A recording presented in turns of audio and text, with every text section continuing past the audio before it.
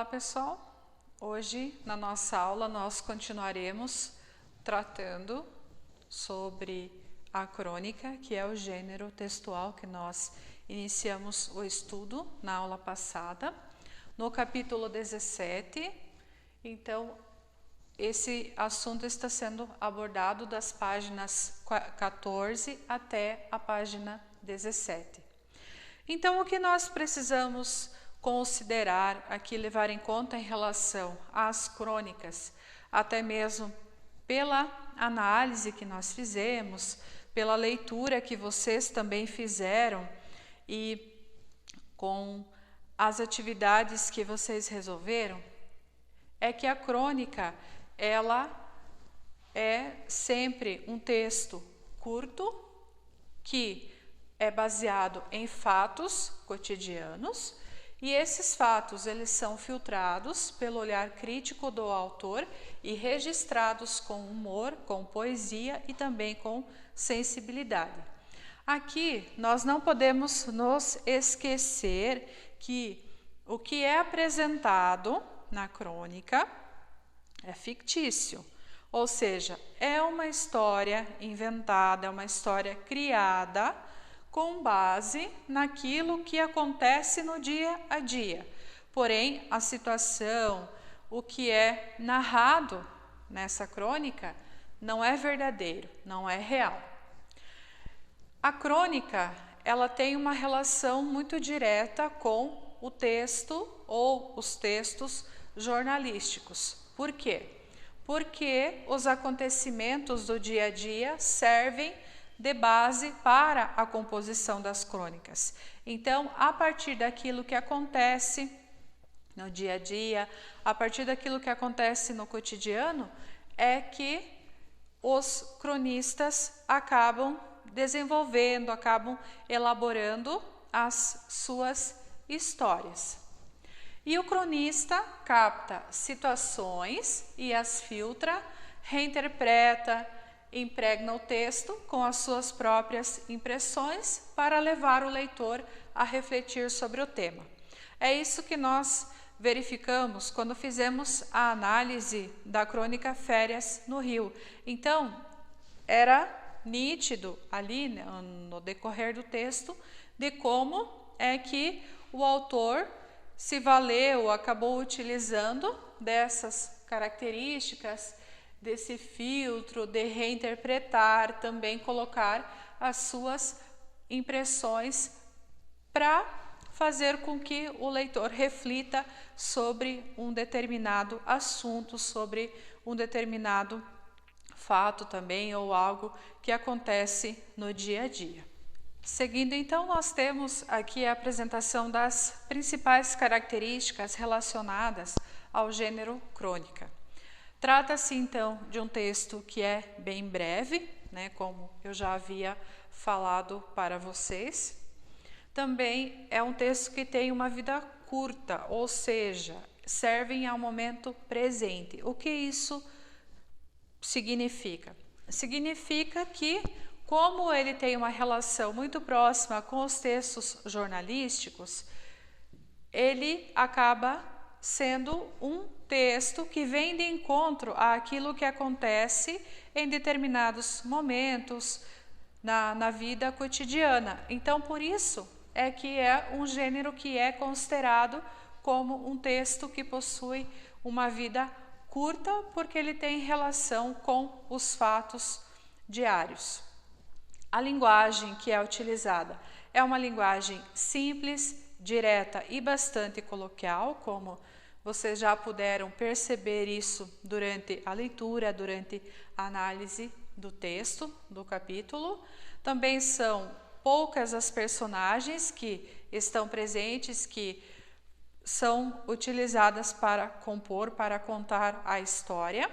E uma narrativa se inicia quando os fatos principais estão próximos de acontecer. O tempo e o espaço também são limitados, como vocês puderam perceber. O principal cenário que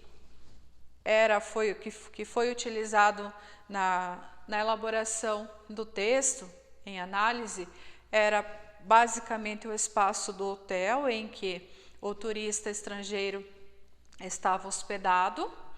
E também, quando se trata da crônica, nós temos o detalhe relacionado ao foco narrativo, que é quando o texto é narrado, a forma como ele é narrado. E esse foco narrativo pode ser em primeira ou também em terceira pessoa.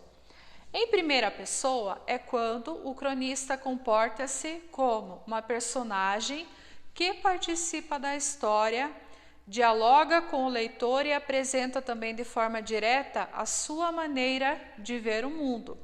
Então, em síntese e em resumo, quando a crônica é narrada em primeira pessoa, significa que a personagem participa da história e também acaba, de certa forma, em algumas situações, dialogando com o leitor.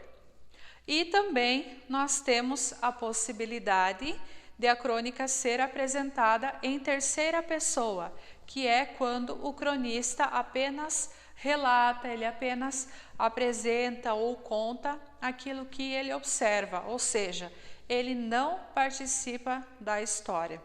E como nós podemos perceber aqui, o texto que nós analisamos, ele foi narrado pelo amigo da personagem principal, ou seja, pelo amigo do Jorge Villalba.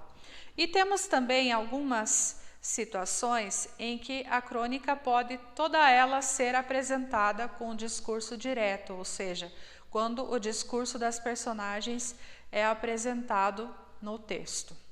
Então, nós temos aqui na sequência os tipos de crônica, e como vocês já podem visualizar, ela divide-se em 3 grupos, que são a crônica narrativa, a crônica argumentativa e também a crônica reflexiva.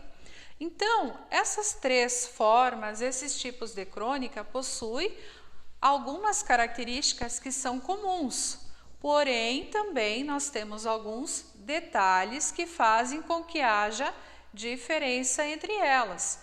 Então, no caso, a crônica narrativa lembra a palavra narrar, contar, ou seja, está narrando, contando uma história. E essa história, então, essa narrativa possui personagens, ação, tempo e também um espaço, ou seja, as mesmas características de um texto narrativo. Então, aborda um fato de modo informal e geralmente divertido, que é o que nós verificamos no texto Férias no Rio. É um texto que narra uma história relacionada, então, ao turista estrangeiro, como vocês já conhecem. E acaba, então, promovendo diversão, fazendo com que seja provocado o humor no leitor, ou seja, a pessoa que está lendo o texto. A crônica argumentativa vem do termo argumentar, em que o autor então expõe a sua opinião sobre um assunto de forma clara e direta com argumentos que sustentam seu ponto de vista. Ou seja, é quando o escritor, a pessoa que produz, que elabora, que escreve a crônica, expõe a sua opinião sobre um determinado assunto. E, geralmente, é escrita em primeira pessoa e encerra com uma conclusão formulada pelo cronista. E, por último, nós temos também a crônica reflexiva, que é aquela que tem como base um fato particular e o cronista amplia a discussão, reflete sobre diversos assuntos de uma maneira bastante filosófica.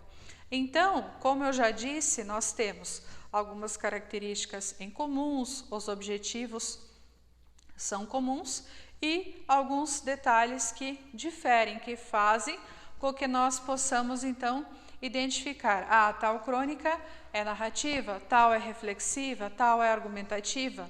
E isso é um trabalho, uma análise que nós faremos no decorrer das aulas. A primeira que nós analisamos é uma crônica narrativa e Na sequência, em outro momento, nós veremos também exemplos de crônicas que são argumentativas e também reflexivas.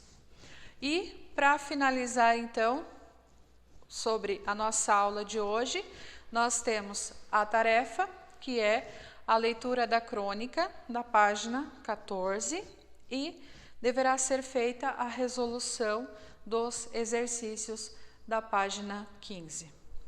Então, por hoje é só, e bons estudos para vocês. Até a próxima aula.